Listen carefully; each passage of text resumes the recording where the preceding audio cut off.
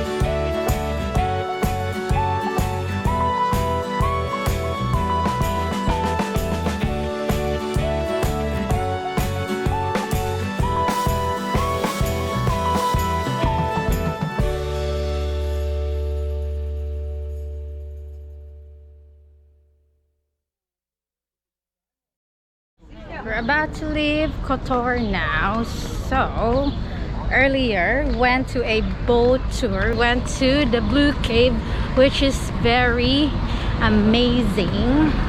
You can take a dip if you want to. After that one, we went around the old town of Kotor, and as you can see right in front is a massive cruise ship. So there were a lot of tourists in the old town. Not only tourists, also there's a lot of cute fat cats. Yeah, I think that's it for today's vlog, and I will see you in the next one, which is Lake Skadar. So stay tuned.